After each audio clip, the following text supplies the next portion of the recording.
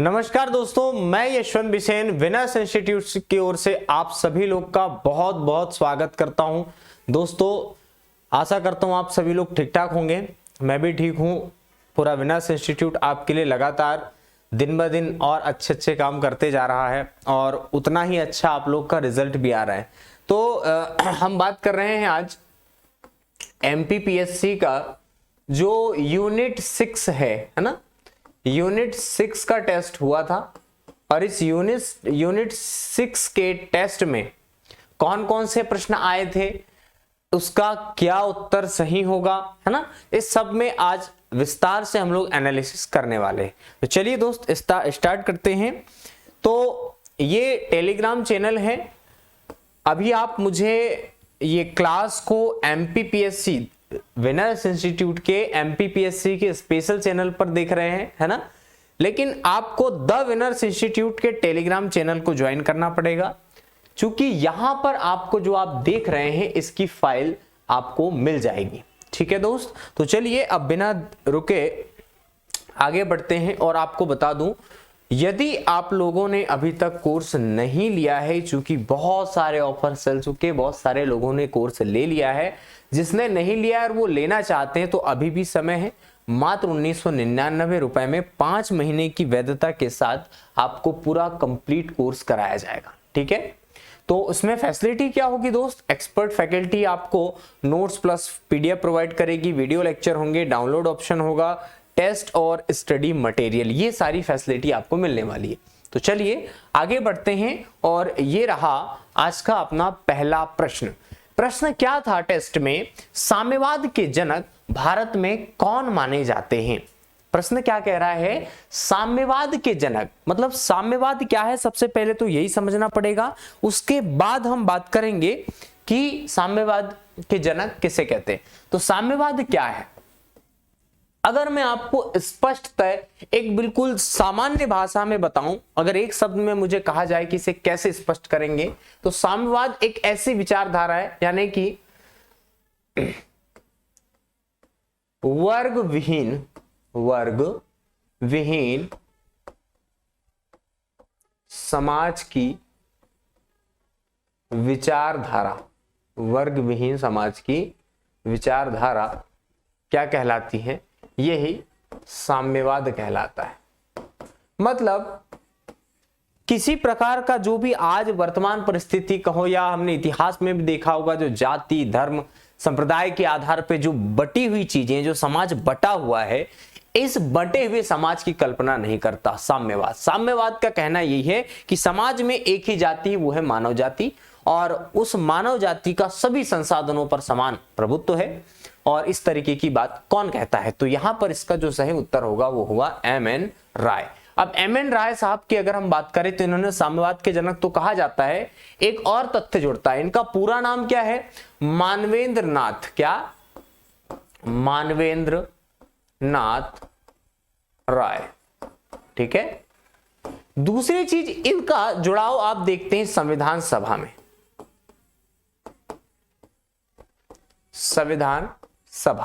संविधान सभा की यदि आधिकारिक मांग की बात करें, आधिकारिक मांग किसके द्वारा की गई थी? 1934 में इन्हीं MN रॉय के द्वारा की गई थी, MN रॉय के द्वारा। ठीक है, क्लियर हो गया सभी का? हाँ, तो ये था पहला प्रश्न। पहले प्रश्न के साथ साथ हम और भी तथ्य को देखें, तो ऐसे ही हमको सारे आपको तथ्यों को देखना है। बढ़ते हैं आगे, अब थोड़ा सा स्पीड बढ़ाते हैं। दूसरा प्रश्न, डॉक्टर भीमराव अंबेडकर की अध्यक्षता में संविधान सभा की प्रारूप समिति में अन्य कितने सदस्य हैं? बहुत सारे लोग इस प्रश्न का आंसर गलत कर देते बिना देखे, क्योंकि उसने देखा क्या? प्रारूप समिति, और दूसरा शब्द दिखा उसको सदस्य। लेकिन इसने अंबेडकर जी और अन्य शब्द को ध्यान यदि नहीं दिया है तो वो 7 आंसर लगाएगा। लेकिन यदि आपने इसको देख लिया है तो इसका राइट आंसर क्या होगा? 6। तो BR अंबेडकर जी की अध्यक्षता में, है ना, जो संविधान समिति की जो ड्राफ्टिंग कमेटी थी, जो प्रारूप समिति थी, इन्होंने संविधान का क्या प्रारूप होगा इस बात पर चर्चा की और अपनी सहमति बताई। तो अन्य कितने सदस्य थे? 6 सदस्य थे। तो आइए हम इन 6 सदस्यों के नाम लिखते हैं, ठीक है। तो सबसे पहले एन गोपाल स्वामी। अन्य 6 सदस्य कौन थे? एक तो एन गोपाल स्वामी, ठीक। दूसरे सदस्य थे मोहम्मद सादुल्ला,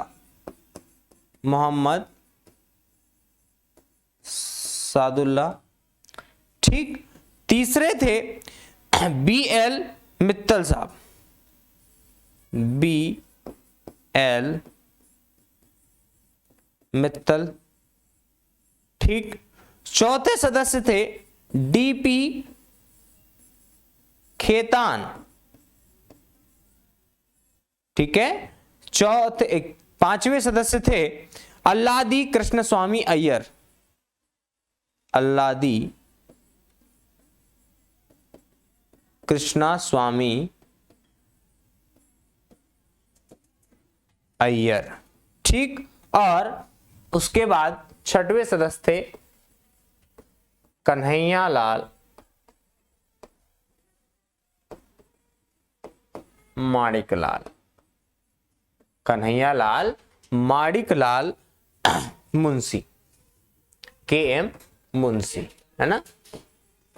क्लियर हो गया। तो भाई साहब यहां पर कुल अन्य कौन से सदस्य थे? तो 6 सदस्य थे और ये रहे आपके सामने उन 6 सदस्यों के नाम। चलिए आगे बढ़ते हैं दोस्त। अगला प्रश्न क्या कहता है कि भारतीय संविधान सभा में कुल कितनी महिला सदस्य थी, है ना।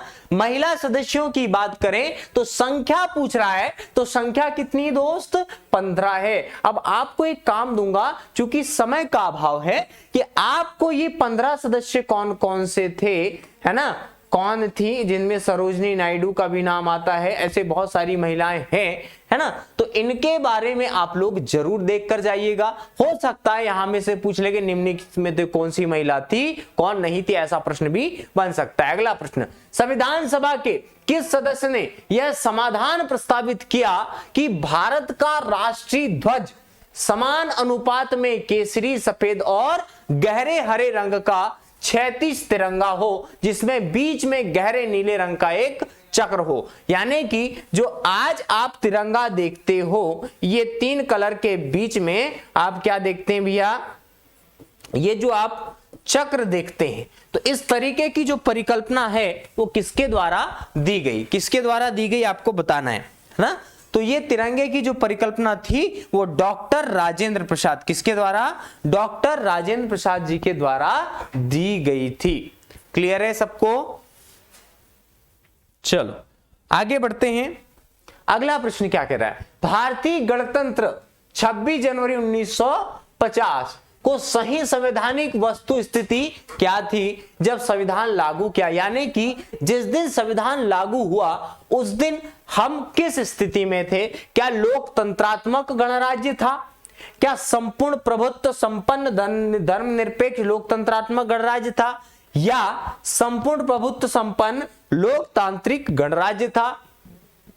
या संपूर्ण प्रभुत्व संपन्न समाजवादी धर्मनिरपेक्ष गणराज्य था? तो अब यहां आपको कुछ शब्द ऐसा तो लगेगा सर सब तो हैं, क्योंकि आप जब कॉन्स्टिट्यूशन देखते हैं तो आपको जो प्रियम्बल वाला पार्ट मिलता है, प्रस्तावना, तो प्रस्तावना में तो सब दिया, लेकिन प्रश्न क्या कह रहा है कि इस स्थिति को, क्योंकि यहां पर इसका जो सही उत्तर होगा वो होगा सी, संपूर्ण प्रभुत्व संपन्न लोकतंत्रात्मक गणराज्य। क्योंकि जो बाकी के जो शब्द हैं, जैसे कि यहां पर आ गया समाजवादी धर्मनिरपेक्ष, इनको 42वां कॉन्स्टिट्यूशन अमेंडमेंट 1976 में क्या किया गया था? ऐड किया गया था। ये 26 जनवरी 1950 के समय के नहीं है। वही केवल लोकतंत्रात्मक गणराज्य कहना कहीं ना कहीं सही नहीं है।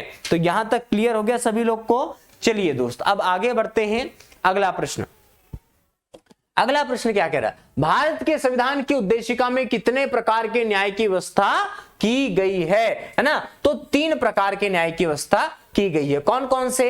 एक तो सामाजिक, आर्थिक और राजनैतिक, है ना। तो ये 3 प्रकार के न्याय की बात कहेगी और ये हम कहां पढ़ते हैं, ये हम पढ़ते हैं दोस्त प्रस्तावना में। कहां पर? प्रस्तावना में पढ़ते हैं।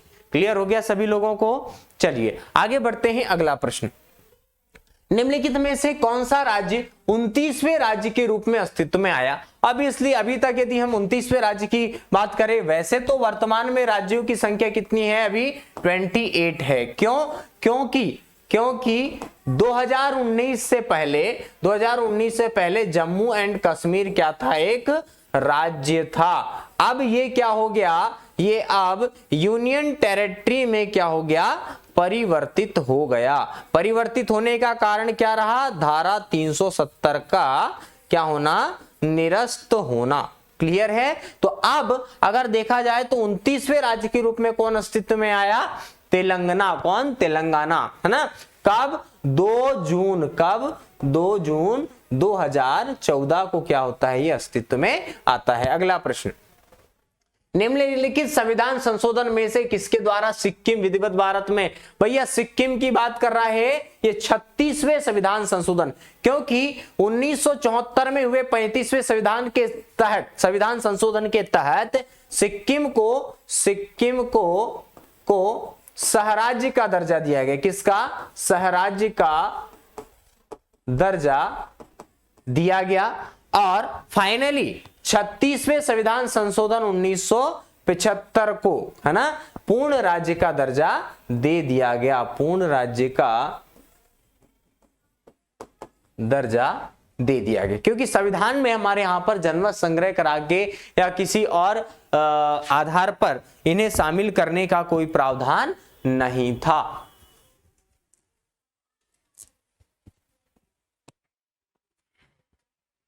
चलिए आगे बढ़ते हैं। अगला प्रश्न क्या कह रहा है? हाल ही में जम्मू और कश्मीर पुनर्गठन विधेयक 2019 को मिली संसद की मंजूरी के बाद किन 2 नए केंद्र शासित प्रदेशों का निर्माण का प्रस्ताव है या किया गया? तो जम्मू कश्मीर और लद्दाख, क्योंकि जैसी 370 हटी उसके बाद एक विधेयक के माध्यम से, किसके माध्यम से? विधेयक के माध्यम से क्या करा गया? एक मिनट, हाँ, विधेयक के माध्यम से यूनियन टेरिटरी बनाने का निर्णय लिया गया जम्मू कश्मीर और लद्दाख को। चलो भाई आगे बढ़ते हैं। अगला, भारतीय संविधान निम्न में से कौन सी नागरिकता प्रदान करता है? अच्छा प्रश्न है। सबसे पहले तो आप लोग अपने स्तर पर भी आंसर लगाने का प्रयास करें, है ना। जैसा कि आपका टेस्ट हो रहा है वैसे उसी हिसाब से करें।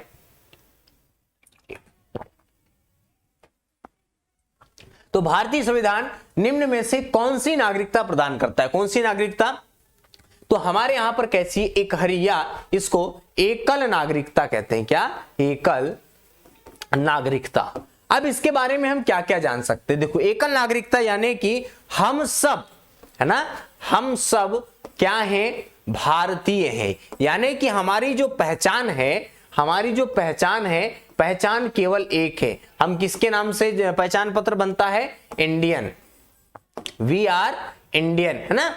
वी आर एमपी, या अगर हम देखा जाए तो मध्य प्रदेश के पहचान पत्र मिलता है क्या आपको? नागरिकता क्या नहीं मिलता? या राज्यों के आधार पर मिलता है क्या? नहीं, है ना। लेकिन दोहरी नागरिकता की यदि बात करें तो इसका हम एग्जाम्पल देखते हैं अमेरिका।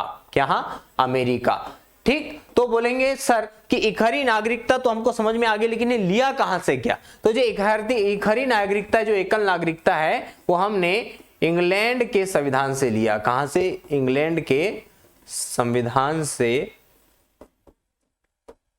लिया गया। क्लियर है सभी को? चलो आगे बढ़ते हैं। अगला प्रश्न, किस देश में दोहरी नागरिकता का सिद्धांत स्वीकार किया गया है? किस देश में दोहरी नागरिकता का सिद्धांत? ऑब्वियसली बात है, आगे आपके सामने क्वेश्चन, है ना। तो भारत है क्या? नहीं है। कनाडा है क्या? नहीं है। ऑस्ट्रेलिया नहीं है। तो यहां से इन देशों को भी पता लगाना है आपको कि ये नहीं है। लेकिन संयुक्त राज्य अमेरिका, यूएसए, इसलिए क्या कहा जाता है इसे? संयुक्त राज्य अमेरिका। यहां पर राज्य स्वतंत्र है ना। चलो अगला प्रश्न, भारत के संविधान के किस अनुच्छेद के अंतर्गत निजता का अधिकार संरक्षित है?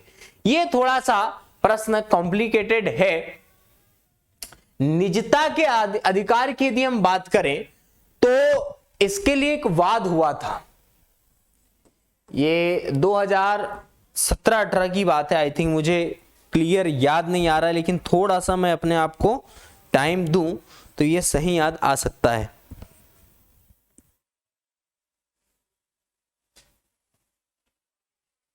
ठीक, तो केएस पुट्टास्वामी मामला, देखो मद्रास हाईकोर्ट में 2019 की बात है या 18-19 की बात है ना। तो स्वामी, क्या नाम इनका, Pandit K S Puttaswamy, K S Puttaswamy, K S Puttaswamy मामले में ये निजता का अधिकार क्या है इसको स्पष्ट किया गया था। इसके स्पष्टीकरण में न्यायालय ने बताया था कि निजता का जो अधिकार है, निजता का अधिकार आर्टिकल 21 क्या करता है, संरक्षित करता है। तो यहां पर जो भी ऑप्शन दिए हैं इसमें आपको बोनस नंबर मिलेंगे, है ना। उसका जो राइट आंसर है, राइट आंसर इज आर्टिकल 21, क्या, आर्टिकल 21। अगला, सूची का मिलान करना है अपने को, चलिए भाई मिलान करते हैं। क्या कह रहा है, समानता का अधिकार, स्वतंत्रता का अधिकार, संस्कृति व शिक्षा का अधिकार, धर्म की स्वतंत्रता का अधिकार। यहां पर आपको पूरे मौलिक अधिकार दिया है, आपको पहचानना है कि कौन सा अधिकार कहां से कहां तक वर्णित है। सबसे पहले समानता के अधिकार की बात करें तो समानता के अधिकार हमको 14 से 18 तक, है ना, हमको समानता के अधिकार की बात की जाती है। अनुच्छेद 14 में बात कर लें, ठीक, तो बोलता है सभी के लिए कानून क्या है, समान है। अनुच्छेद 15 में क्या कह रहा है आपसे, जाति, धर्म, लिंग, मतलब 5 आधार पर भेदभाव नहीं, ठीक है। 16 में नौकरियों में, है ना, या सामाजिक जो अवसर हैं पर 7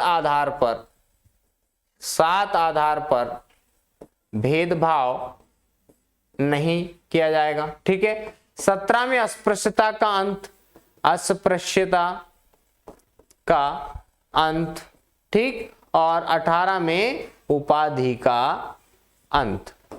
तो ऐसे आप सारी चीजें क्या करोगे, आप सारी चीजें जो भी आपके आर्टिकल्स हैं उसको डिटेल में भी पढ़कर जरूर जाना। स्वतंत्रता का अधिकार हमको कहां से कहां तक, 19 से 22 के बीच। संस्कृति व शिक्षा का अधिकार ये अनुच्छेद 29-30 में देखने को मिलता है। धर्म की स्वतंत्रता का अधिकार, धर्म की स्वतंत्रता कहां पर है, 25 से 28, ठीक। तो यहां पर जो भी ऑप्शन आपको दिखाई पड़ रहा है, जैसे कि मुझे लगता है कि 2, 3, 1, 4 होना चाहिए, और ये हमको मिलता है सेकंड नंबर पे, है ना। तो B is the right answer. Okay, चलो आगे बढ़ते हैं। अगला प्रश्न, भारत सचिव का पद किस अधिनियम द्वारा निर्मित किया गया, ठीक। तो भारत सचिव का जो पद था वो 1858 के, है ना, भारत शासन अधिनियम, इसके पहले कंपनी शासन कर रही थी, 1858 के बाद अब भारत में किसका शासन होगा, डायरेक्ट ब्रिटिश गवर्नमेंट। पहले क्या होता था, 1858 के पहले तक जो ईस्ट इंडिया कंपनी है वो ब्रिटिश गवर्नमेंट से अनुमति लेकर हमारे यहां पर शासन करती थी, लेकिन 1858 के बाद भारत सचिव का पद सृजन किया गया, और अब जो होगा, अब भारत में ब्रिटिश का शासन, ब्रिटिश गवर्नमेंट क्या करने लगी, डायरेक्ट रूल करने लगी, रूल करने लगी। क्लियर है सभी को, तो भी इसका सही आंसर। अगला, अनुसूचित जाति तथा अनुसूचित जनजाति को किस अनुच्छेद के अंतर्गत मौलिक सामाजिक, आर्थिक, राजनीतिक एवं सांस्कृतिक अधिकार दिया गया, ठीक है, बताओ।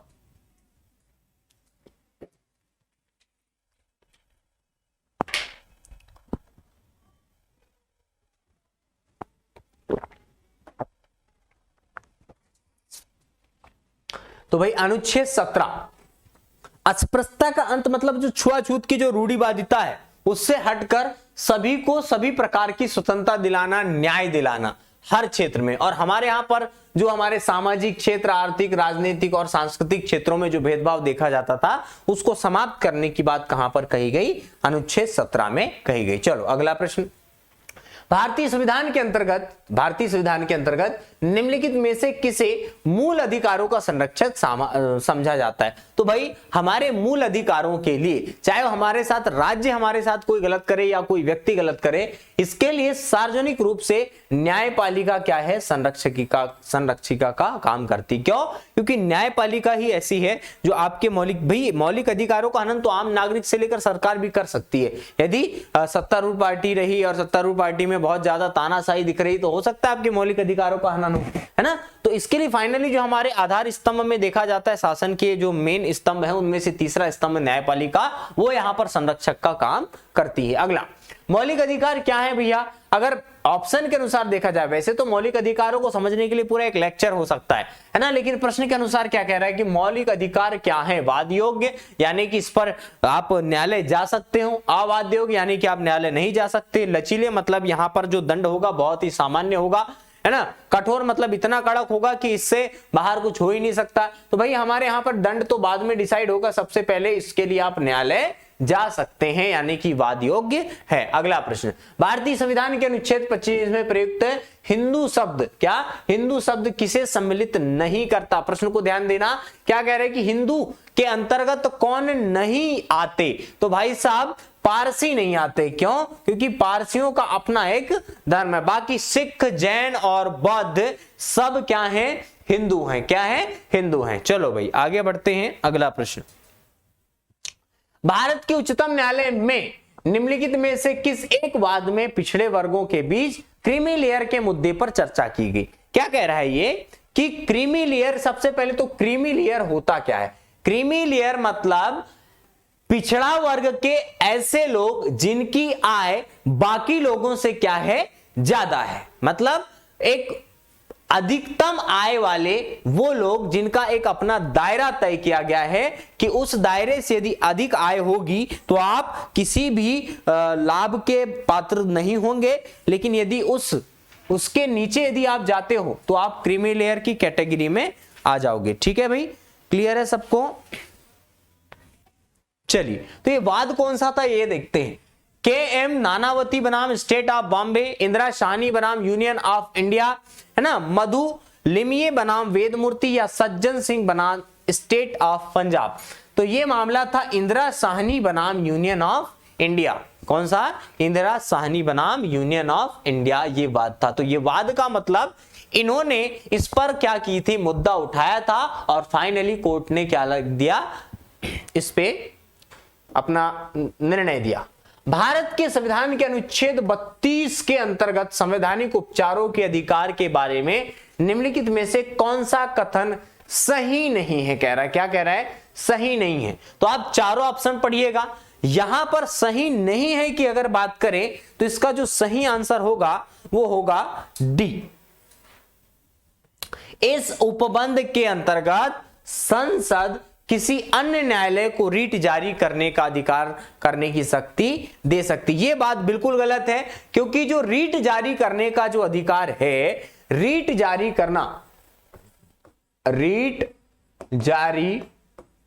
करने का जो अधिकार है वो सिर्फ दो ही न्यायालय को, एक सुप्रीम कोर्ट और हाई कोर्ट। ठीक, अब जो सुप्रीम कोर्ट की बात करें और हाई कोर्ट की बात करें, आर्टिकल 32 और 226 मेंस में भी दोनों में अंतर के लिए प्रश्न बनता है, दोनों में अंतर के लिए प्रश्न पूछा जाता है। जब आप क्लास करोगे तो इसको आप डिटेल में जरूर पढ़िएगा। ठीक है, चलो आगे बढ़ते हैं। अगला प्रश्न, भारत के संविधान का कौन सा भाग कल्याणकारी राज्य के आदर्श की घोषणा करता है? स्पष्ट अगर बात करूं तो कल्याणकारी राज्य मतलब एक ऐसा राज्य जहां पर सभी का लाभ हो, सभी को लाभ हो, कोई विकास की मुख्य धारा से अलग ना हो। तो कल्याणकारी राज्य की अगर हम बात करें तो अनुच्छेद 38 इसकी पहल करता है। लेकिन कौन सा भाग पूछा है यहां पर? अगर अनुच्छेद पूछा अनुच्छेद यदि पूछा तो आर्टिकल 38, यदि भाग पूछा तो भाग 4, और भाग 4 में क्या दिया है भैया, राज्य के नीति निर्देशक तत्व। तो यहां से अपन लोग आंसर निकाल लेंगे, है ना। अगला प्रश्न, निम्नलिखित कथनों पर विचार कीजिए। चलो भाई विचार करते हैं। क्या कह रहा है कि अनुच्छेद 44 में समान नागरिक संहिता के बारे में प्रावधान है। जी हां बिल्कुल, हमने याद किया है। 44 में क्या है, यूनिवर्सल यूनिफॉर्म सिविल कोड की बात कर रहा है। आर्टिकल 40 में केवल नगरीय निकायों के प्रशासन की बात कही गई है। भाई साहब, केवल नगरीय निकायों की ना करते हुए उन्होंने पूरी पंचायती व्यवस्था, जो स्थानीय सुशासन है, उसके हर एक पहलू पर बात की थी। ठीक है, तो क्या लगता है भैया सही क्या होना चाहिए? 22 का क्या होगा भैया? तो यहां पर क्योंकि गलत नहीं है, सभी के बारे में बात कही गई है। ठीक, तो यहां पर हम केवल 2, ठीक, अच्छा, असत्य पूछ रहा है, कथन असत्य। ठीक, तो निम्नलिखित में से कौन सा कथन असत्य है? तो चलो भाई, असत्य में देखा जाए तो पहला तो सत्य है, दूसरा क्योंकि यहां केवल लिखा है इसीलिए कथन क्या होगा, असत्य होगा, और फिर आंसर हम लगाएंगे केवल 2। ठीक, आगे बढ़ते हैं। अगला प्रश्न, निम्नलिखित में से किस राज्य में समान नागरिक संहिता लागू है? देखो, अगर सही ईमानदारी से पूछा जाए तो पूरे भारत में आपको कहीं पर भी समान नागरिक संहिता नहीं मिलेगी। अंशतः गोवा में लागू देखने को मिलती है। तो समान नागरिक संहिता होती क्या है? तो चलो अपन समान नागरिक संहिता की यदि हम बात करें तो सभी नागरिकों हेतु एक सी कानून व्यवस्था, ठीक, या सारी जो सामाजिक, आर्थिक व सांस्कृतिक व्यवस्था कैसी हो, समान। यानी कि किसी भी धर्म के लोग हो, शादी विवाह की जो पद्धति होगी वो सबकी समान होगी, मृत्यु की जो दाह संस्कार की प्रवृत्ति होगी वो सब समान होगी, सारे कार्यक्रम सभी के एक जैसे हों। लेकिन क्या हम भारत में ऐसा देखते हैं क्या?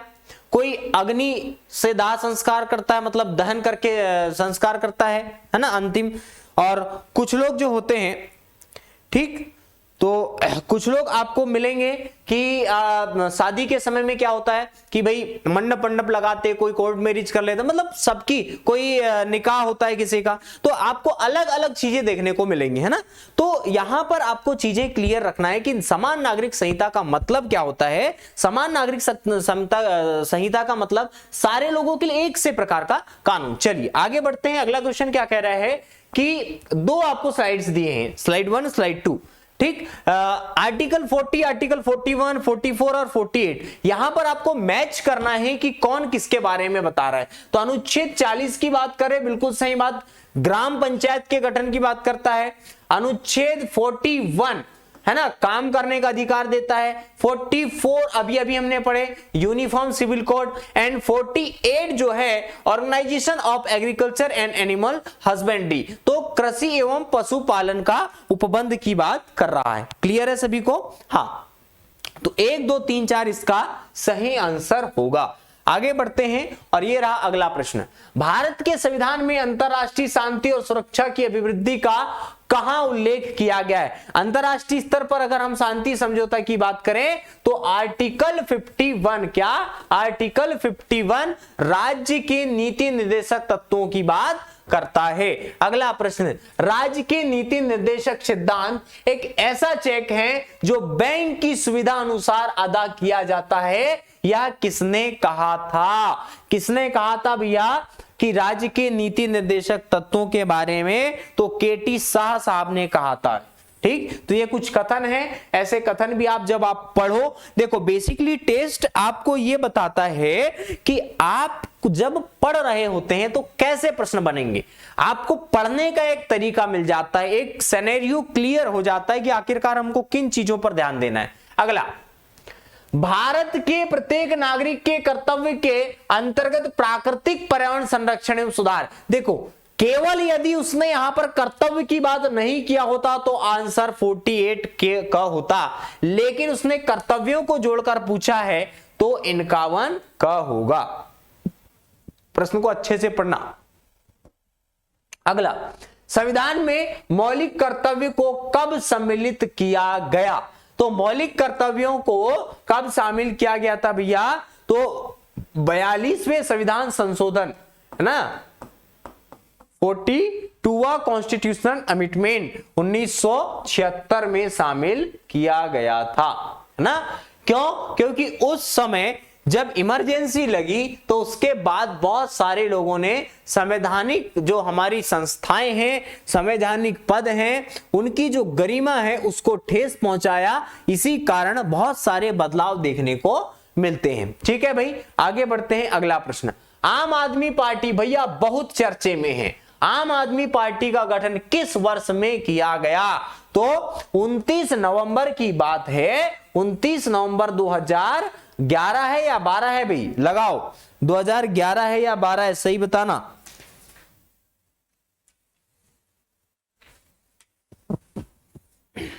ठीक, तो 2012 है।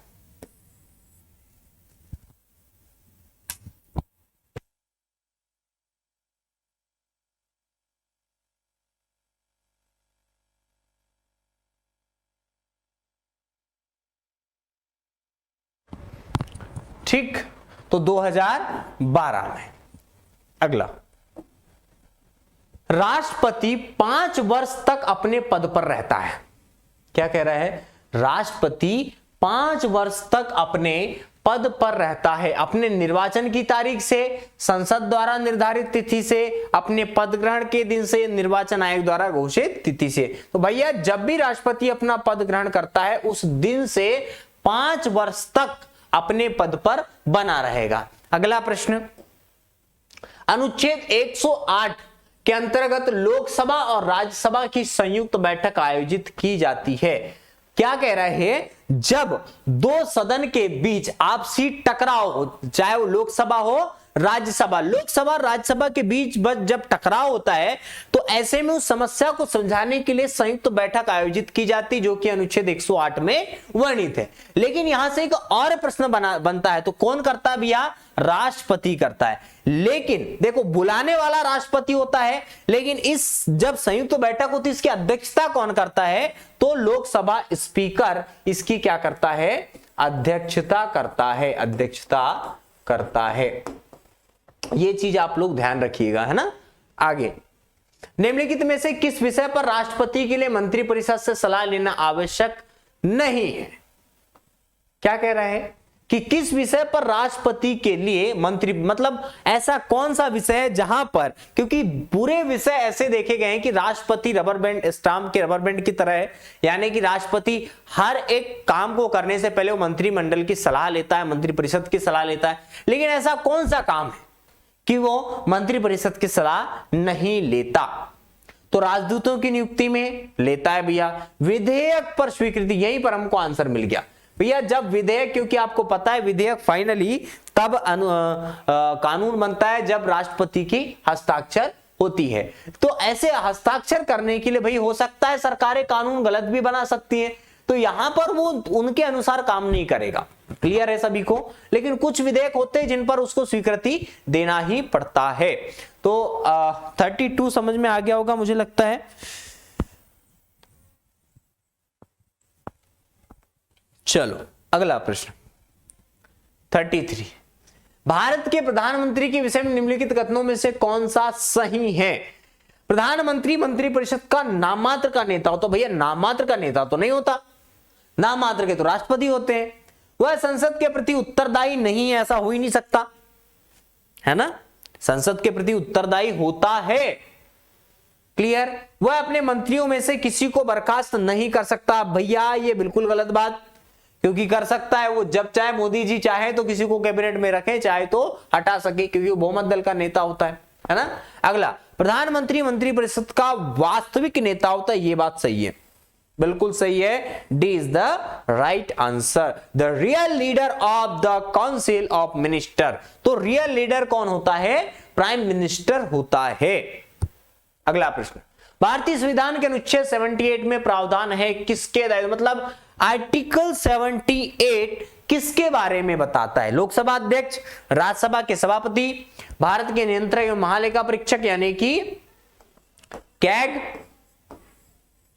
या प्राइम मिनिस्टर प्रधानमंत्री, किसके बारे में बताता है?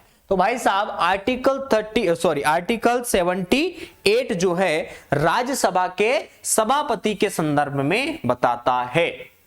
ठीक, चलो आगे बढ़ते हैं। अगला प्रश्न, उप प्रधानमंत्री का पद का सृजन, भैया अगर सही बताऊं तो ना ही प्रधानमंत्री का उल्लेख है हमारे संविधान में, ना ही मुख्यमंत्री शब्द दिया गया है।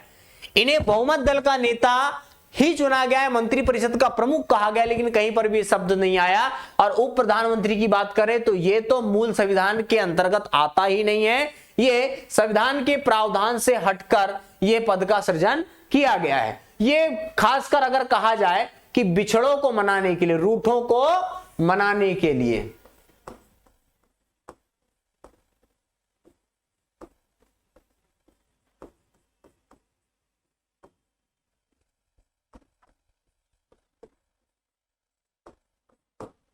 रूठों को मनाने के लिए यह पद का सृजन किया गया। अगला, निम्नलिखित में से कौन सा राज्यपाल की शक्तियों से संबंधित नहीं है?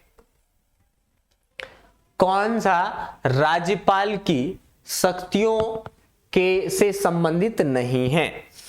राजनयिक एवं सैन्य शक्तियां, महाधिवक्ता की नियुक्ति की शक्ति, राज्य विधानसभा को आहूत करना, स्थगित करना और भंग करना, दंडों के लिए क्षमा, प्रविलंबन, विराम अथवा परिहार प्रदान करने के लिए।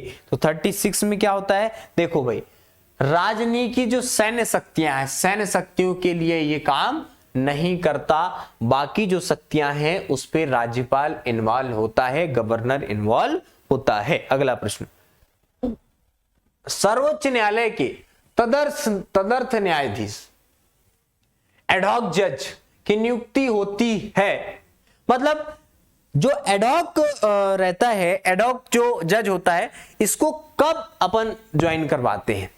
कतिपय न्यायाधीश दीर्घकालीन अवकाश पर होते हैं, यानी कि छुट्टियों पर हो ज्यादातर न्यायाधीश तब, या स्थायी नियुक्ति के लिए कोई उपलब्ध नहीं होता, या न्यायालय के समक्ष लंबित वादों में असाधारण वृद्धि हो जाए, बढ़ जाए केस, या न्यायालय के किसी सत्र के लिए न्यायाधीशों का कोरम नहीं।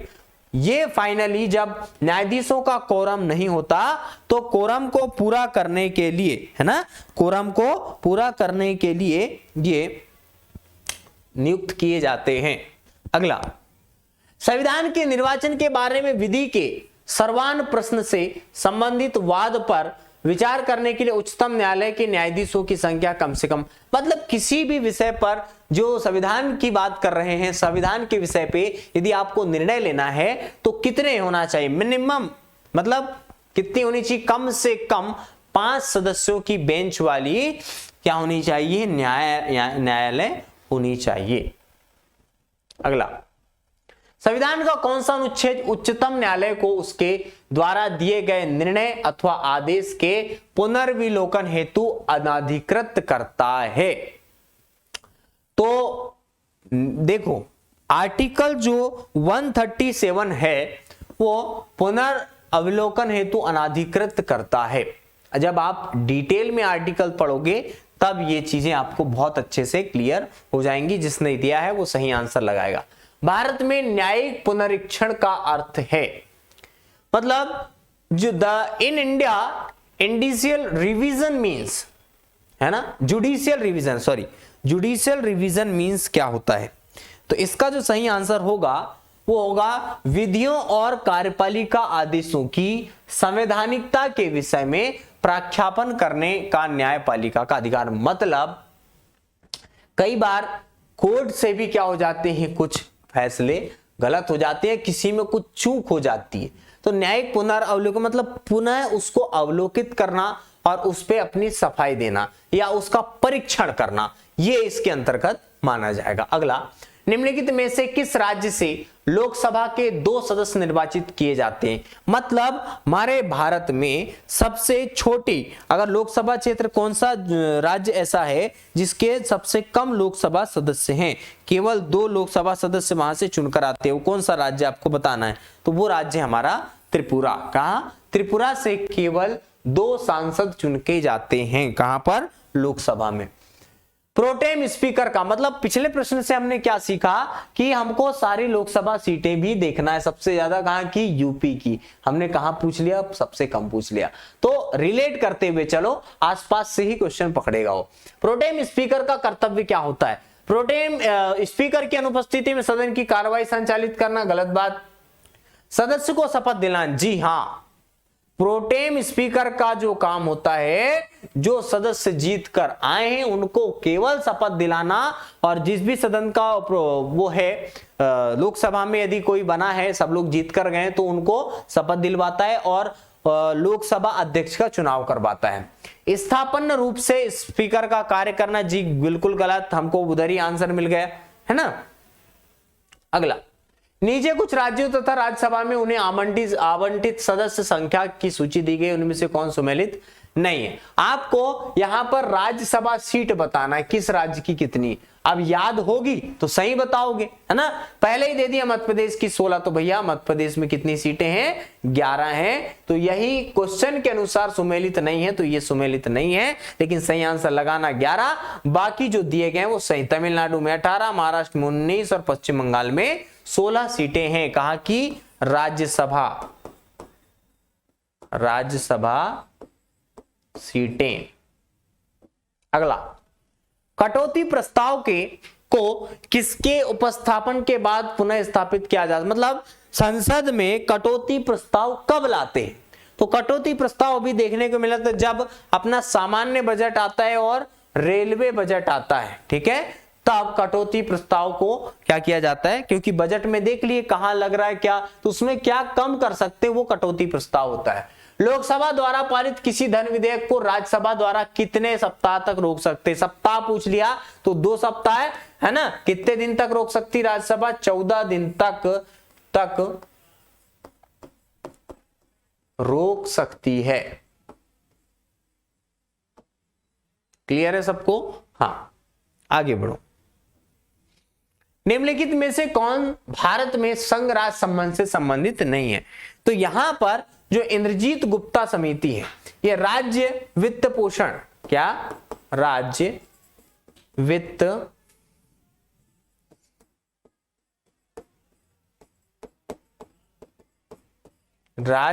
पोषण से क्या है, ये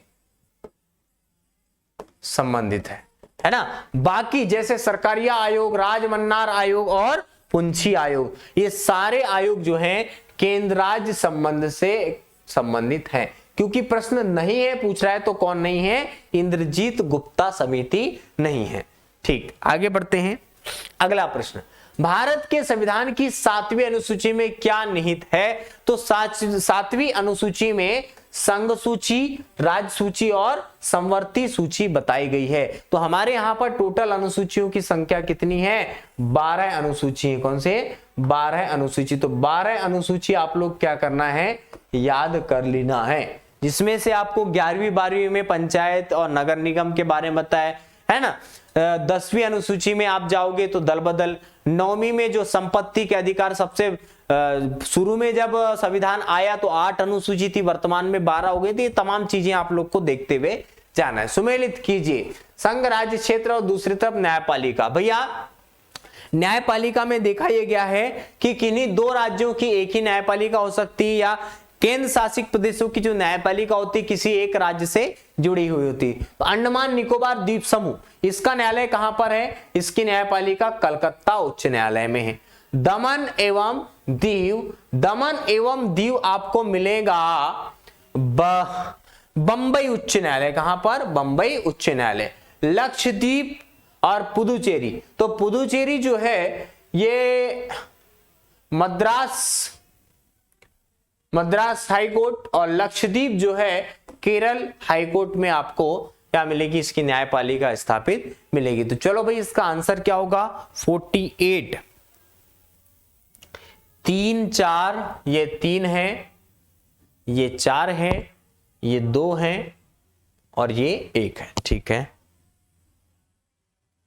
चलो सही आंसर मिल गया अपने को। अगला प्रश्न करते हैं। भारत के संविधान के अनुच्छेद 71 जी में देखो 371 में विशेष राज्य की बात किया।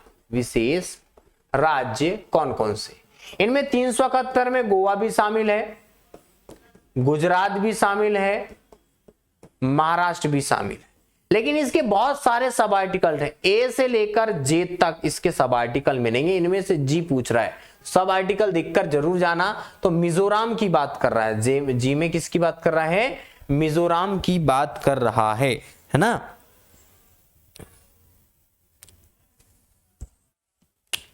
चलो आगे बढ़ते हैं और अगला अगला प्रश्न।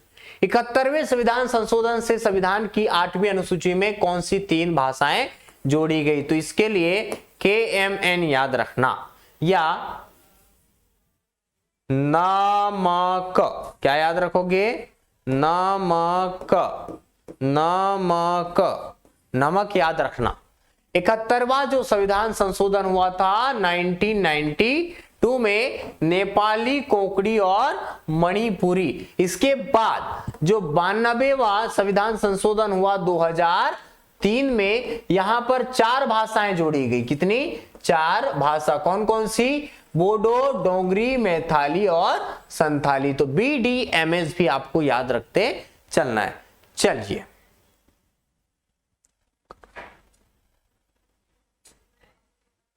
दो से मिलाना है।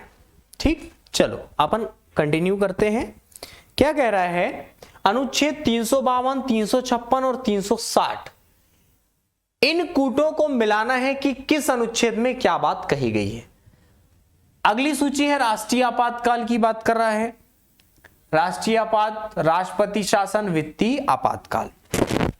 अगर सही पूछा जाए तो जो 51 है, 51 बिल्कुल सही मिला हुआ है। अनुच्छेद 352 राष्ट्रीय आपातकाल की बात करता है, राष्ट्रपति शासन की बात 356 और वित्तीय आपातकाल। देखो राष्ट्रपति शासन भी लग गया, राष्ट्रीय आपात भी लग गया है, लेकिन वित्तीय आपातकाल आज तक भारत में नहीं लगा। और ऊपर वाले से यही प्रार्थना करना कि कभी वित्तीय आपातकाल ना लगे, है ना। इससे बुरी स्थिति कुछ नहीं हो सकती। राष्ट्रपति शासन राज्य आपात के संबंध में निम्नलिखित कथनों पर विचार कीजिए। क्या कह रहा है, 356 के तहत राष्ट्रपति शासन का प्रावधान है जिसमें राज्य सरकार द्वारा जानबूझकर संविधान का उल्लंघन करना राष्ट्रपति शासन का कारण बनता है। मतलब बता रहा है कि किन परिस्थिति में राष्ट्रपति शासन लगेगा। अनुच्छेद 365 के तहत केंद्र सरकार के निर्देशों को राज्य सरकार द्वारा पालन करने की असमर्थता भी राष्ट्रपति शासन का आधार है। और तीसरा है, राष्ट्रपति शासन के दौरान राज्य के उच्च न्यायालय की शक्तियां ले ली जाती हैं। तो यहां पर कौन से कथन आपको सही लग रहे हैं और कौन से कथनों पर आपका मत नहीं है, ये आपको बताना है।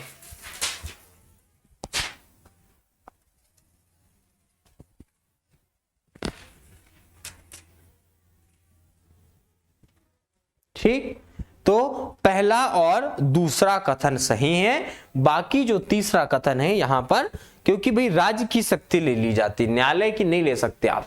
भारत के संविधान में लोकसभा में अनुसूचित जनजातियों के लिए व्यवस्था की गई है। यह इंपॉर्टेंट प्रश्न है भैया कि अनुसूचित जनजाति के लिए, है ना, कहां पर, क्योंकि पूछ रहा है प्रश्न लोकसभा। तो लोकसभा में अनुसूचित जनजाति के लिए 330 सही आंसर प्रश्न के अनुसार। तो सर 331, 332 और 333 क्या कहते हैं, है ना, ये भी हमको समझना है। तो 331 एंग्लो इंडियन, क्या, एंग्लो इंडियन, जो आंग्ल भारतीय हैं, ये वो प्रोडक्ट है जिसमें माता पिता एक हमारे भारतीय रहते हैं और एक विदेश के रहते हैं, तो उनका जो बाय प्रोडक्ट होता है, उनकी जो संतान होगी वो एंग्लो इंडियन कहलाएगी। तो एंग्लो इंडियन का क्या लोकसभा में मनोनयन, ठीक है, मनोनयन किसमें दिया गया है? आर्टिकल 331 में दिया गया है। और 332 और 33 की बात करें तो 332 में एससी और एसटी को विधानसभा में, देखना ध्यान रखना, इसमें लोकसभा की बात किया है, लोकसभा 330 में, और इसमें विधान सभा में आरक्षण की बात किया है, क्या? आरक्षण, ठीक है। और 333 पुनः एंग्लो इंडियन के आरक्षण पर अपना मत जताता है, ठीक है। अगला प्रश्न, भारत के संविधान के 9वें भाग के अधीन पंचायती राज व्यवस्था किन राज्यों में लागू नहीं हुई है?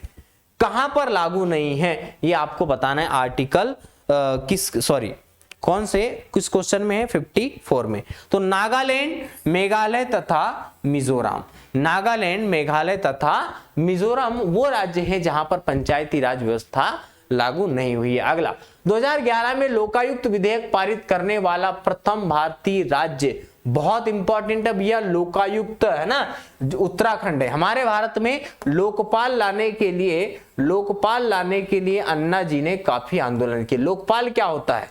लोकपाल राष्ट्रीय स्तर पर, कहां पर? राष्ट्रीय स्तर पर। और जो लोकायुक्त होता है राज्य स्तर पर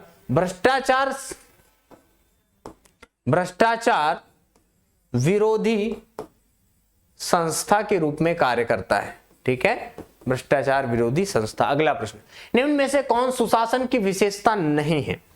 एक अच्छा सुशासन मतलब लाल पीताशाही सुशासन का क्या नहीं है? विशेषता नहीं रही। बाकी जवाबदेहिता, पारदर्शिता और कानून का नियम, रूल ऑफ लॉ, ट्रांसपेरेंसी और अकाउंटेबिलिटी जो है, ये सब किसकी है? एक सुशासन की विशेषता है। अगला, निम्नलिखित में से भारतीय संविधान के किस संशोधन द्वारा अनुच्छेद 19 एक के सी में सहकारिता समितियां शब्द जोड़ा गया है? तो सहकारी समितियां 97वां संशोधन था और 2011 में ये शब्द जोड़ा गया है, ठीक है भाई। आगे बढ़ते हैं। भारत के सर्वोच्च न्यायालय ने संविधान के आधारभूत ढांचे के सिद्धांत को स्पष्ट किया। तो भैया बहुत लड़े है ना, कौन? केशवानंद भारती बना भारत संघ 1973। हाल ही में इनका निधन हुआ है, तो इनसे हो सकता है कि प्रश्न पूछ ले ना। चलिए आगे बढ़ते हैं। अगला प्रश्न, किस प्रधानमंत्री के कार्यकाल के दौरान भारत के संविधान में 9वीं अनुसूची को पुनः स्थापित किया गया? यानी कि वो पूछ रहा है कि जो 9वीं अनुसूची है वो कब लागू की गई, है ना। तो हमारे यहां पर किसकी सरकार थी ये आपको बताना है। 9वीं अनुसूची, अब 9वीं अनुसूची में सरकारी संपत्ति की बात किया है, और इस समय हमारे यहां अगर बात करें तो पहला ही संविधान संशोधन होता है इससे संबंधित, और उस समय 1951 की बात है, और तब हमारे प्रधानमंत्री थे जवाहरलाल नेहरू साहब। अगला प्रश्न, सूची 1 सूची 2 को मिलाना है। किस संशोधन का संबंध किस कार्य से? जैसे 52वां संविधान संशोधन 1985, तो इसका संबंध है दल बदल से। 73वां संविधान संशोधन 1992, तो ये पंचायती राज से संबंध रखता है। 61वां संविधान संशोधन 1989, तो ये है 21 वर्ष से कम आयु कम करके 18 वर्ष कर दी, किसका? मतदान की आयु। और 86वां संविधान संशोधन 2002 में शिक्षा के अधिकार को आर्टिकल 21A में क्या कर दिया गया? ऐड कर दिया गया। क्लियर है सभी को? तो देख लो 4 3 2 1 दिख रहा है क्या? जी हां, कहां दिख रहा है? 4 3 2 1 4 3 1 2 सॉरी 4 3 1 2 सेकेंड नंबर। अगला प्रश्न, विनिर्माण क्षेत्र में किसे शामिल नहीं किया जाता? विनिर्माण मतलब पुनर्निर्माण की बात कर रहा है। विनिर्माण, what is the not include in the manufacturing sector?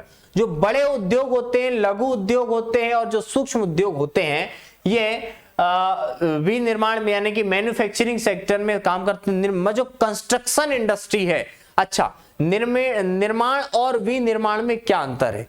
निर्माण मतलब कंस्ट्रक्शन मतलब उसकी बात की जाती जो फिक्स्ड होता है, जो चलित नहीं है ना, तो वो कंस्ट्रक्शन में आता है। तो निर्माण उद्योगों को शामिल नहीं किया जाता। अगला, किसी देश में किसी वित्तीय वर्ष में उत्पादित सभी वस्तुएं एवं सेवाओं के मौद्रिक मूल्य का योग क्या कहलाता है? तो भैया ये कहलाती है आपकी, क्या कहलाएगी? राष्ट्रीय आय या सकल राष्ट्रीय आय। जल्दी से आपको बताना है, अपने स्तर पर सोचना है भैया इसको।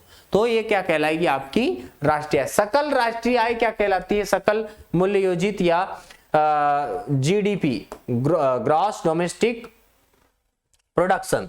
तो घरेलू जो हमारी क्षेत्रफल के भीतर, जो हमारे भारत का क्षेत्रफल है, जितना भी एरिया है उसके भीतर जितनी भी हमारी कुल आय है वो जीडीपी के अंतर्गत गिनी जाएगी। आप इकोनॉमिक्स में विस्तार से पढ़ोगे। पंचवर्षीय योजना पहली बार कहां शुरू गई?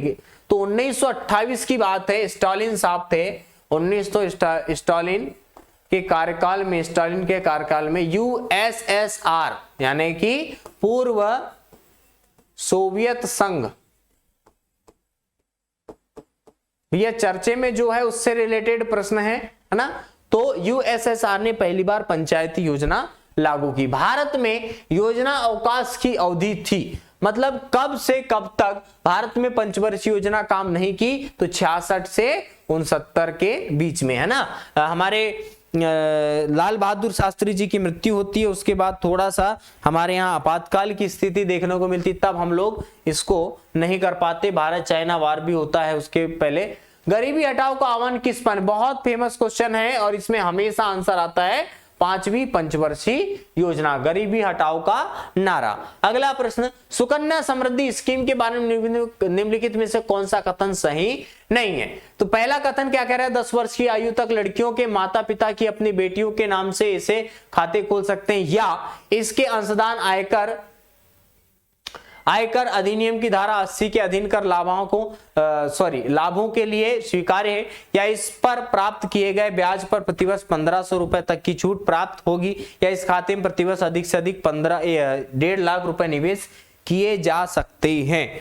ये प्रश्न बहुत इंपॉर्टेंट है। इसके जो बाकी के फैक्ट हैं, क्योंकि नहीं है के अलावा जो फैक्ट दिए गए हैं वो भी आपके लिए बहुत इंपॉर्टेंट है।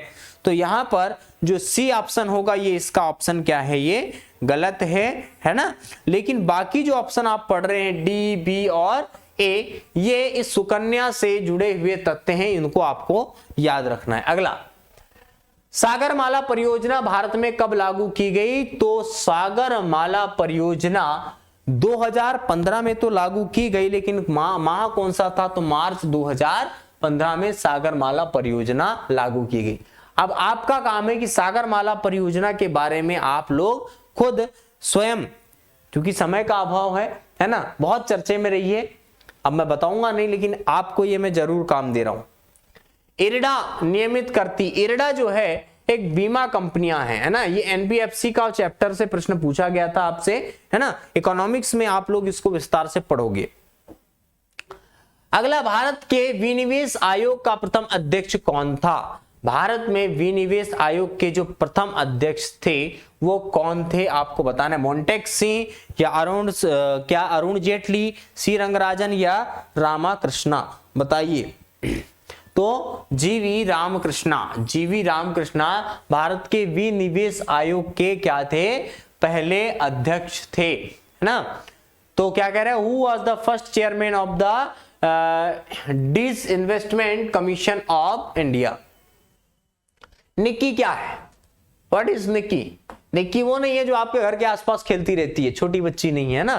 कौन है? तो भाई जापान का विदेशी विनिमय, देश के योजना आयोग का जापानी नाम, या जापान की केंद्रीय बैंक का नाम, या टोक्यो स्टॉक एक्सचेंज के अंश मूल्य सूचकांक। तो ये जैसे हमारे यहाँ पर बीएससी एनएससी है, आपको बीएससी बॉम्बे स्टॉक एक्सचेंज और नेशनल स्टॉक एक्सचेंज, ये क्या है? हमारे यहाँ सेबी के अंडर में जो हमारे यहाँ पर जो कौन सा मार्केट? शेयर मार्केट है। वैसा ही निक्की भी जापान का एक टोक्यो स्टॉक एक्सचेंज है, टोक्यो स्टॉक एक्सचेंज, TSE है ना, उसमें अन्य मूल सूचकांक है। जैसे हमारे यहां पर निफ्टी होता है ना,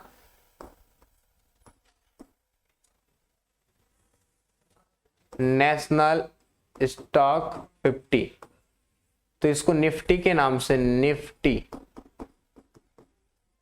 ठीक है, वैसी निक्की है। अगली बात यही है कि आप में से जिसने भी कोर्स नहीं लिया है, वो केवल 1999 रुपए में कोर्स मिल रहा है, वो आप जरूर खरीदें ताकि आपके जो टेस्ट में जो समस्याएं उससे निपट सके। खपत का मनोवैज्ञानिक नियम बताता है कि खपत में समानुपातिक वृद्धि आय में समानुपातिक वृद्धि से कम है, आय में वृद्धि खपत में वृद्धि के बराबर है, खपत में वृद्धि आय में वृद्धि से अधिक है, या आय में परिवर्तन होने पर खपत में परिवर्तन नहीं होता। तो भैया आय में वृद्धि खपत में वृद्धि के बराबर हो तो वह क्या कहलाता है, खपत का मनोवैज्ञानिक नियम। ठीक, अगला, निम्नलिखित में से किस देश में शून्य आधारित बजट सर्वप्रथम लागू किया गया? तो सर्वप्रथम यूएसए में। कहां पर? यूएसए में शून्य आधारित बजट लागू किया गया। अगला प्रश्न, भारत सरकार के बजट के कुल घाटे में किस घाटे का सबसे अधिक योगदान है? तो सबसे ज्यादा हमारे यहां पर जो घाटा होता है वो कौन सा होता है भैया? राजस्व घाटा होता है, राजकोषीय घाटा होता है। हमारे यहां पर होता है राजकोषीय, फिस्कल डेफिसिट, है ना, राजकोषीय घाटा। इसीलिए आपको बोल रहा हूं कि आज जिन लोगों को समझ में नहीं आ रहा है वो क्लासेस ज्वाइन करें, डिटेल में चीजों को पढ़े, तब जाकर आपको ये टेस्ट का मेन मतलब समझ में आएगा। कहां पर खड़े हो आपको समझ में आ जाएगा। अगला, लघु उद्योगों के लिए उच्चतम वित्त निकाय कौन सा है? लघु उद्योगों के लिए कौन काम करता है? तो लघु उद्योगों के लिए सिडबी काम करता है। जो आपका यूनिट 6 में, ये प्रश्न कहां से है? यूनिट 6 से प्रश्न पूछा गया है। जो आपकी एनबीएफसी वाला एक जो टॉपिक है, नॉन बैंकिंग फाइनेंशियल कंपनियां, है ना, यहां पर म्यूचुअल फंड से लेकर आप एसबीआई लाइफ इंश्योरेंस तक की सारी चीजों को अच्छे से समझते हैं। अगला प्रश्न, भारत में कागज उद्योग का प्रथम सफल कारखाना 1870 में निम्न में से किस स्थान पर लगाया गया? तो कहां पर लगाया गया था? बालीगंज में लगाया गया था। अगला प्रश्न है, इलेक्ट्रिक लोकोमोटिव का निर्माण कहां होता है? तो चित्तरंजन, है ना, चित्तरंजनपुर में, ठीक, जो कि कहां पर है? यूपी में है। ठीक, अगला, पार्टिसिपेटरी नोट्स बहुत इंपॉर्टेंट है भैया। पार्टिसिपेटरी नोट्स, ये मतलब हमारे यहां पर कोई भी विदेशी संस्था यदि निवेश करना चाहती है, हमारे शेयर मार्केट में निवेश करना चाहती है, तो उसको सेबी में क्या होना पड़ता है? पहले नॉमिनेट मतलब नामांकन बताना पड़ता है, अपनी नाम दर्ज करवाना पड़ता है। लेकिन जब वो बिना नाम दर्ज करवाए डायरेक्ट किसी अनुमति से हमारे यहां पर इन्वेस्टमेंट करता है, तो ये क्या है? विदेशी संस्थागत एक निवेश है, तो वो पार्टिसिपेटरी नोट्स या पी नोट्स के जरिए कर पाता है। ठीक, अगला प्रश्न, पिछले एक दशक में भारत के निम्नलिखित क्षेत्र में से किस क्षेत्र में सर्वाधिक प्रत्यक्ष विदेशी निवेश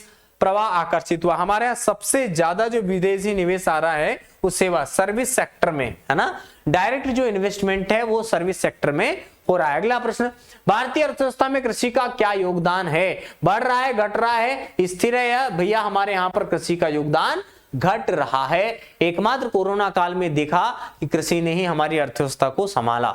निम्नलिखित में सुमेलित कीजिए। हाँ, भूरी क्रांति, इंद्रधनुष क्रांति और स्वर्ण फाइबर क्रांति। आपको क्या करना है? मिलाना है। मिलाइए भैया, क्या होगा इसका सही आंसर? ठीक, सुमेलित नहीं है पूछ रहा है यार, कौन कौन सुमेलित नहीं है?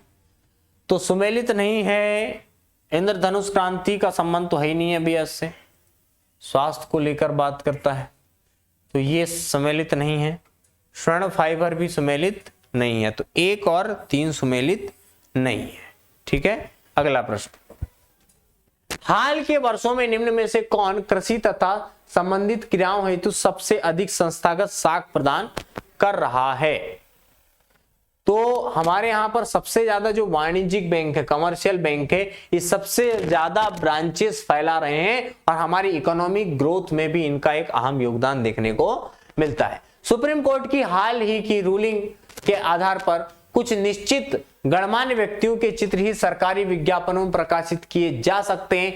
निम्नलिखित व्यक्तित्व का चित्र प्रकाशित करना अनादि, मतलब इसमें से आपको बताना है कि किसका चित्र सरकारी एडवर्टाइजमेंट में, विज्ञापन में नहीं करेंगे। तो उपराष्ट्रपति का आपको कहीं चित्र नहीं मिलेगा।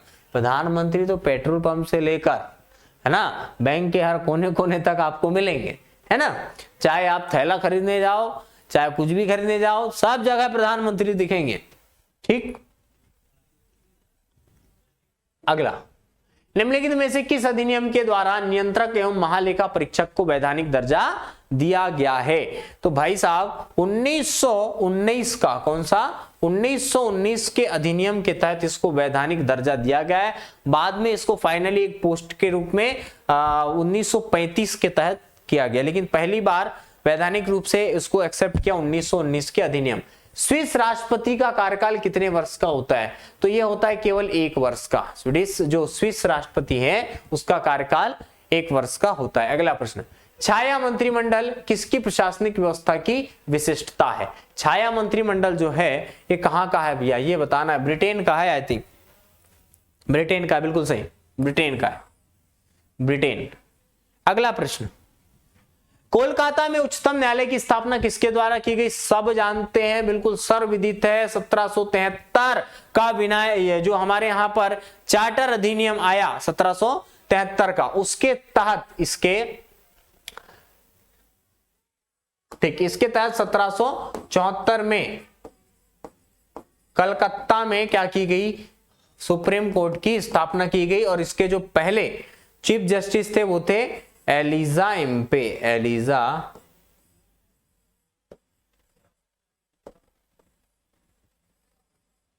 ठीक। अगला प्रश्न, जब उपराष्ट्रपति कार्यवाहक राष्ट्रपति हो तो क्या होगा?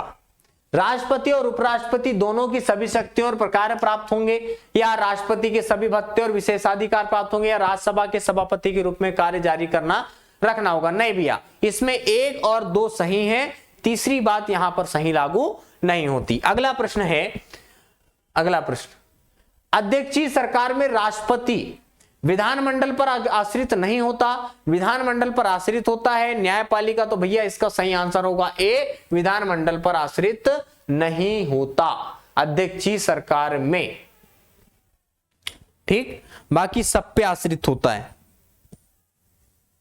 ठीक, अगला प्रश्न,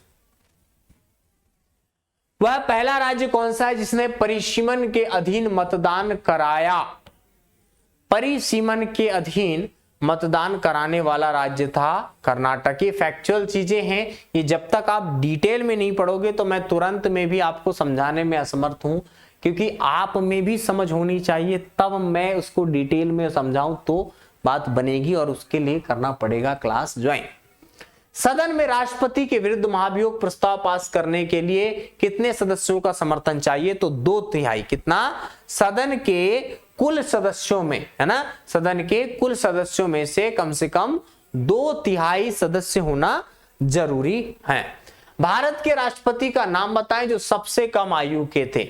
अब यह अच्छा प्रश्न है भैया, सबसे कम आयु के राष्ट्रपति आपको बताना है, बताओ सबसे कम आयु के राष्ट्रपति कौन थे?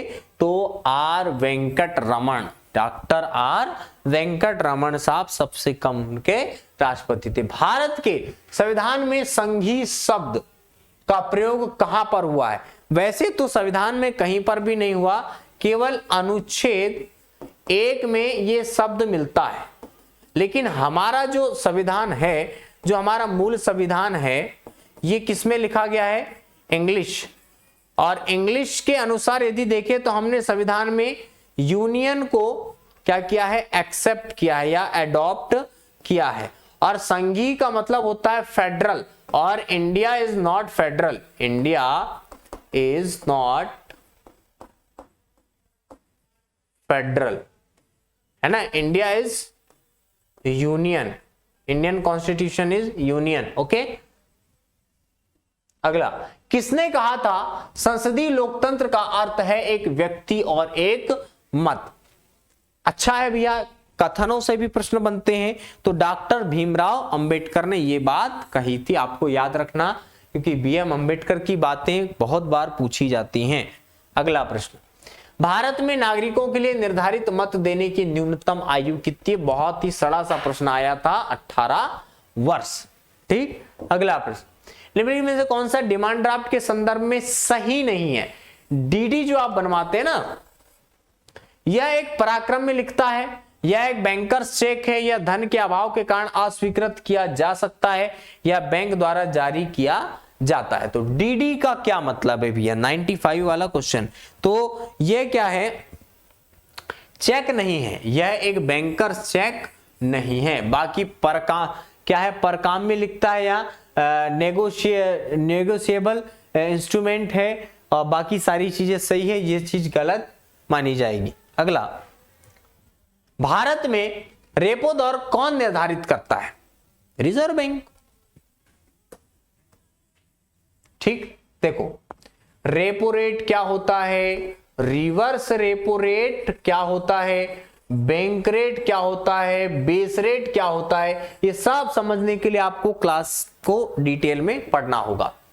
वर्ष 1933 में अर्थशास्त्र में माइक्रो और मैक्रो शब्द का प्रयोग सर्वप्रथम किसने किया? रैगनर फिश ने। और इसी ने बताया था, रैगनर फिश साहब ने बताया था कि वैज्ञानिक तरीके से कैसे राष्ट्रीय आय की गणना की जाए। किसने बताया था? रैगनर फिश ने। और माइक्रो और मैक्रो शब्द का भी प्रयोग किया था।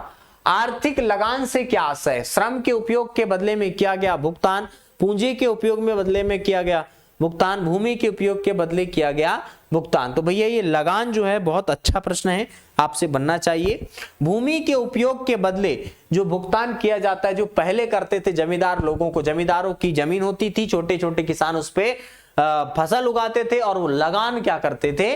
दिया करते थे, लगान वसूल करते थे। उस रोजगार की स्थिति को क्या कहते हैं जिसमें कृषि श्रमिकों की उत्पादकता शून्य होती है? मतलब प्रच्छन्न बेरोजगारी। जैसे आपके खेत में किसी काम को करने के लिए 2 व्यक्ति पर्याप्त थे, लेकिन जब घर के बच्चों को भी लेके चला जाया जाता है कि बोले चलो रे आज ये काम को करो, 2 व्यक्ति का काम वो 4-5 लोग, अब खाली पी लियो, नल्ले बैठे हो, क्या करोगे? तो वो सब क्या कहलाता? प्रच्छन्न बेरोजगारी कहलाती। रखो और निकालो निम्न में से किसकी नीति है? रखो और निकालो, ये पूंजीवाद की नीति है। और यहां जो आपको सस्पेंस लग रहा है, इसके लिए आपको क्लास ज्वाइन करें, डिटेल में आपको सारी चीजें मिलेंगी। उसके लिए मात्र आपको 1999 रुपए का कोर्स लेना होगा, है ना। और जब आप लेंगे तो आप पाएंगे कि आप में क्या डेवलपमेंट हुआ। ये जो आपने जिसने टेस्ट दिया है उसके लिए आप ये टेलीग्राम चैनल पहले भी बताया तो वो ज्वाइन कर लें ना, यहाँ पे आपको PDF मिल जाएगा। अब यह कोर्स लेने के लिए क्या करें? कोर्स लेने के लिए आपको सबसे पहला काम करना है कि भैया एप्लीकेशन डाउनलोड नहीं किए हो तो कर लेना। अब जरूरी नहीं कि आप कोर्स लेने के लिए करो, क्योंकि बिना कोर्स लिए भी ये आपको देता है बहुत कुछ फ्री ऑफ कास्ट, मैगजीन्स और कुछ लाइव वीडियोस, है ना।